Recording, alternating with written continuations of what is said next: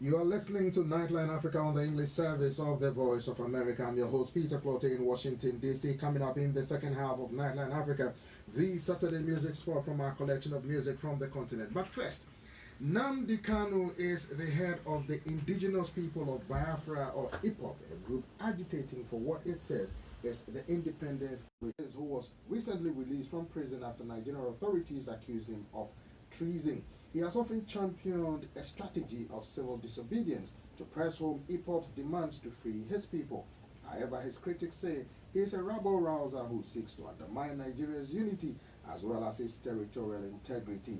Nnamdi Kanu joins me live in the VOA studios here in Washington, D.C. How are you, Nnamdi? Thank you very much, Peter. Thanks for having me here. All right, so you said you want to free your people. Yes. What does this mean, and what does that entail? It means the total, unequivocal extrication of the territory of Biafra from the present contraption, or should I say British contraption known as Nigeria. Complete and total sovereignty for the state of Biafra. So you want to be independent or succeed from Nigeria, correct?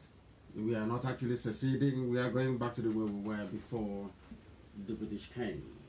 So do you think the authorities in Nigeria as it stands now, one, and indefensible, or as authorities say, the separation of Nigeria is unwarranted and will not be entertained in any circumstances? Do you think your objective is achievable?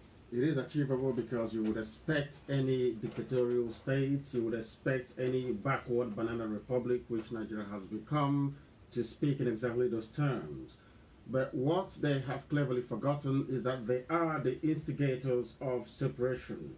They are the ones making the polity ungovernable. They are the ones going about pillaging, killing, sacking villages and occupying them. They are the ones that have taken nepotism to a new and unbelievable level. They are the ones running Nigeria as if it is a private family business. They are the ones that have promised and sworn to bring Islam into Biafra land. They are the ones arming and equipping the 4 known terror groups you have in Nigeria to cause havoc and kill innocent people. We are not going to fold our hands and watch this continue to happen. The same set of circumstances obtained in 1966 when over 300,000 Biafrans were slaughtered in the north. That led to the declaration of the state of Biafra in 67. This time around, we are far more prepared, far more knowledgeable, far more aware, and far more exposed to allow the same thing to happen to us again. They promised to Islamize and to colonize us, but we will not allow that to happen. So let me ask you this. Recently, when Nigeria held elections, you made a proclamation about a support for one party or another. People say, if you want an independent state, why support a party to participate in an election that you don't believe in, that really undermines your objective of having an independent state of Biafra? First of all, we are Democrats, and secondly, we did not advocate for the voting of any particular party. What we said very clearly is that the policies of APC, as championed by the cabal who are in charge in Abuja, is not sustainable and cannot be supported. We also wanted to demonstrate our ability to be flexible and more so to respond to the yearnings and aspirations of our elders who demanded and pleaded with us to allow the voting to go ahead. But what I can say to you is that voting in Nigeria, as you've well seen, thankfully you were there to observe it, is not only shambolic, but is an exercise in futility. Voting doesn't count in Nigeria. People voting in Nigeria is a wasted effort. All the ballot boxes, all the ballot papers, all the polling stations belonging to Biafrans in Lagos, for instance, Abuja, Kanu, Kaduna, and Zaria, were all destroyed during the election day, rendering it absolutely useless. What they have said to us is that we do not belong to Nigeria, we are not part of Nigeria. It is even a worse form of apartheid than what obtained in South Africa. Those are the conditions we are being forced to live under. Where the circumstances allowed us to participate, of course, we said we are lifting the boycott, but as you can see, regardless of what you do, the outcome is always predetermined. The Fulanis in the north will always write the results, and the army will enforce it, and the court will rubber stamp it, and that's where we are today. Does your cause entail in engaging with the government to achieve your objective, or does that also entail picking up arms against the administration or the state of Nigeria? Not at all. We are averse to picking up arms. We are not interested in armed struggle. We believe that ideologically and intellectually that this war can be won, and won very convincingly. Therefore, there will be no recourse to armed conflict. But in terms of dialogue, you can't say no to discussing with people. If they want to discuss the terms of separation, we are more than willing to accommodate them. But one thing is obvious. We are not going to stop until Biafra is restored. Our approach of civil disobedience and making sure that nothing functions that will benefit the central government in Nigeria continues unabated. We don't intend to slacken. We don't intend to retreat any iota. And believe you me, that Biafra will come in the not too distant future. I'm very confident of that.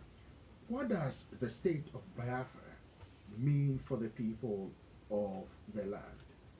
It is the kingdom of heaven upon the face of this very earth.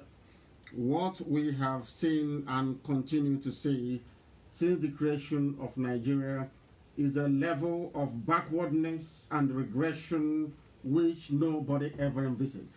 Not even those that fought the British for independence could have foreseen what Nigeria would become in some decades down the line.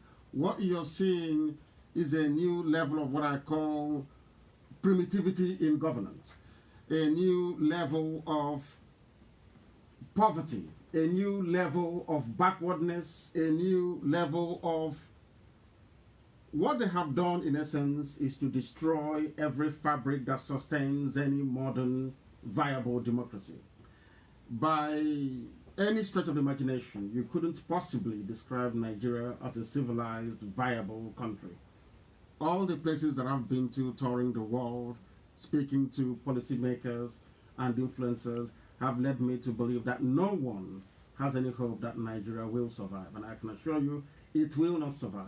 With this reign of terrorism, this brutal repression of free speech, this clampdown on the very core tenets of democracy, that there is no way that the Fulani template for Nigeria can survive the next 5 years. I do not envisage it. Some people have said that what you are advocating invariably puts your supporters, and for that matter, the Igbo community, in danger, not only in Nigeria, but the rest of the world. How do you react to that? We know that freedom is very expensive. We are here in the United States of America, where people fought and died and sacrificed their lives to sustain what is arguably the most civilized modern nation on the face of the earth. We recognize those sacrifices, and it is something that we're prepared to make. If ultimately, at the end of this very process, there is only one Biafran man and one Biafran woman left, we will make do with that. They can go ahead and procreate and create the future Biafra nation. What we must state very clearly is that nobody should underestimate our resolve. We are determined. My mother have just died as a result of this very effort. Many more have gone, and we are prepared to sacrifice whatever it takes to ensure that Biafra is restored. Because it's not just the hope of, say, the Biafrans themselves. Biafra will save other ethnic groups within Nigeria, and Biafra, I believe very strongly, is the beacon and the hope and the light of Africa. Once Biafra stands as an independent entity, believe you me, you will record development and progress within the wider Africa. But without Biafra, none of that will ever happen. Some Igbo monarchs have petitioned or have requested and urged the government to allow you to come back home and give your mother, your deceased mother, a befitting burial. What is your stance on that? My mother died as a result of the agitation for Biafra, and she made it very clear when she was alive that anything that I have to do to ensure that Biafra is restored is what I must do. And asking anybody to allow me to go back home to bury my mother is not part of that plan and is not part of that agreement. I have not asked anyone to speak to or lobby anybody on my behalf, and I will not, and I will not accept any, should it come across to me. What we are trying to say is this: I am not interested in going back to bury my mother, if that will entail the killing, disappearance, and extrajudicial torture, as they always do, against our people. We are not, I repeat, we are not going to do anything to jeopardize the lives of our people. But one thing is certain, that my mother will be buried. I may be there, I may not be there, but it will not come via the dictates or the permission of the Asoro cabal that currently run Nigeria. Let me ask you this. Some of your critics are saying the advocate for the state of Biafra is inward looking, is tribalistic, as they said, or ethnic state, and that you are seeking the disintegration of Nigeria, which they said is unacceptable because it questions the territorial integrity of the state of Nigeria. Who created Nigeria? The British. Are they Nigerians? Are the British people, are they Africans by any stretch of imagination? Is Frederick Lugard an African? What they're trying to say in essence is that because Nigeria was created by Frederick Lugard, somehow it confers upon it certain legitimacy which Nnamdi Kanu, as a black African man, is not entitled to question. That's what I'm saying. We keep forgetting that Nigeria is an artificial creation. It never existed until Lugard came. There was nothing called Nigeria before the British set their foot on that part of West Africa. Therefore, what we are trying to do is to return us to the basics, to the way we were before they came. Some people have argued, and I would say not very convincingly, that we should just move on from here. The only thing you can give a name and it bears that name is your pet, either your cat or your dog. By accepting the name Nigeria, what we have done in essence is to say we are not capable of creating a civilized society by ourselves and for our people. Are you telling me I can go to Europe and create a nation in Europe?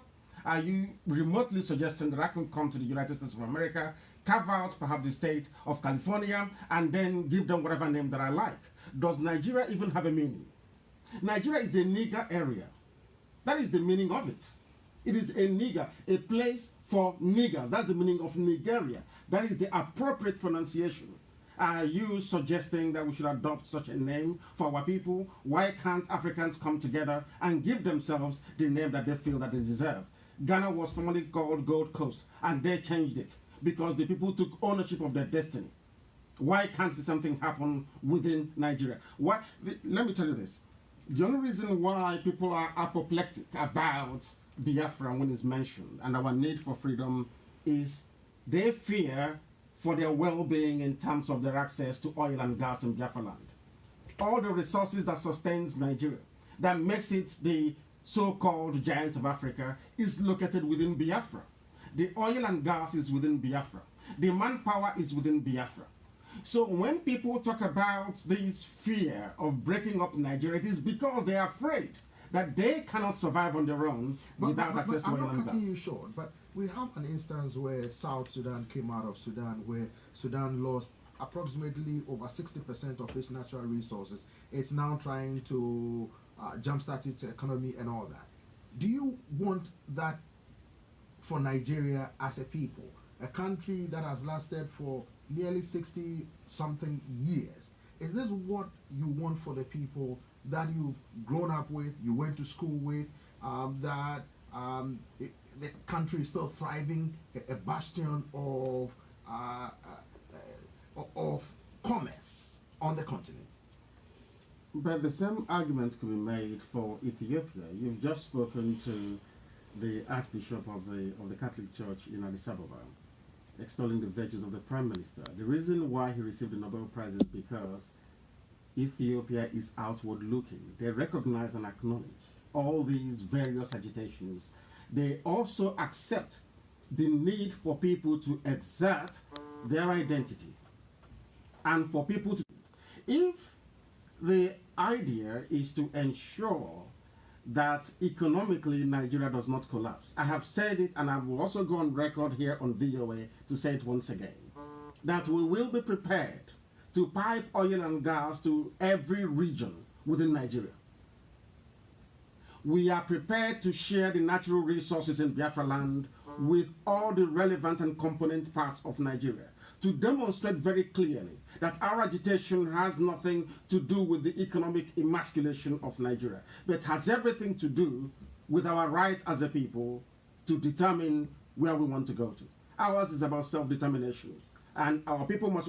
You must also know that half of the Yoruba race is in Dahomey, in Benin Republic. That is the danger of having Europeans come to Africa to draw your boundaries for you. We are basically operating in this present day Africa, the boundaries drawn up in 1884 by Otto von Bismarck in Germany. Do you think that is fair? I don't think it is. And it is the duty and responsibility of Africans to apply African solutions to African problems. The idea that you can come to Africa and just say, you, from today you are all Nigerians, I think is laughable. You cannot do that anywhere else, only in Africa. Why must we allow it? Before we go, Nnamdi, what do you expect for your people in the next 5 to 10 years' time in this struggle to establish what you described as a Biafran state? My expectation is that in the not too distant future, there will be Biafra. If there is no Biafra, believe you me, the consequences will be disastrous for everyone. The Middle Belt people are suffering. Even for the very first time, they're bringing their murderous carnage into the Yoruba land. I shouldn't call it Yoruba, actually. It's Oduduwa, because we've been told that Yoruba means something completely different. It's Odua. Now, they have come into the West. They have pillaged and have sacked the Middle Belt. And in Biafra land, as we speak, we are under attack. Continuing with one Nigeria means surrendering our land, our way of life, to an alien culture from the Sahel. It is not something we are prepared to countenance. I assure you this. No matter, regardless of what it would take to ensure the coming of Biafra, that is exactly what we are going to do. I do not see Biafra, in fact, to be honest with you, I see Biafra coming before the next 10 years. I can say that to you, very categorically. If Biafra doesn't come within the next 10 years, there will be no peace in that part of the world. Because we cannot stand idly by and watch them rape our mothers, abduct our daughters, massacre and rape at will. It cannot just happen. No sane, sensible person will be able to withstand that. Everybody knows. I don't know why the media in the West doesn't talk about what is happening in Nigeria.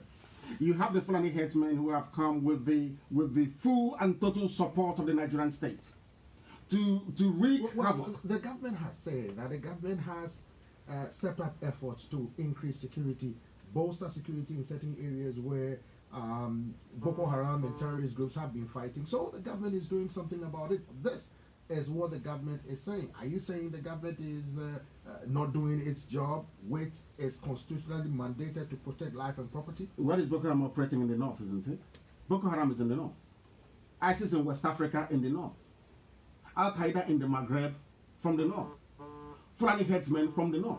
Only these people from the north is responsible for sponsoring 4 frontline terror groups around the world.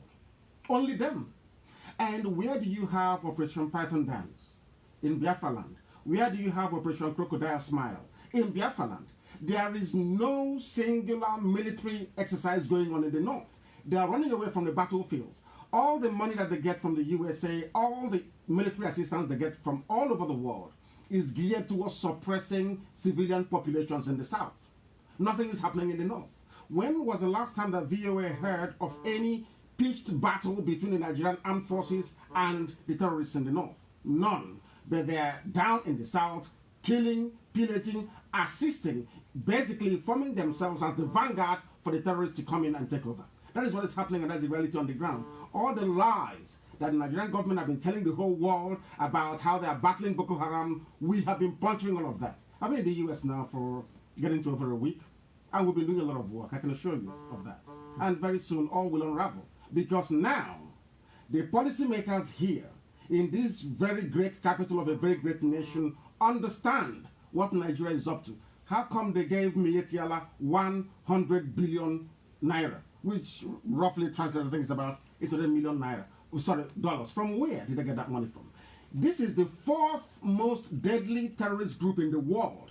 The government themselves are actively encouraging them by paying them to go and take over lands belonging to other people. Well, we'll continue with this discussion another time. Nnamdi Kanu is the head of the Indigenous people of Biafra, or IPOB. He joined us live from the VOA studios here in Washington, D.C. Thank you very much.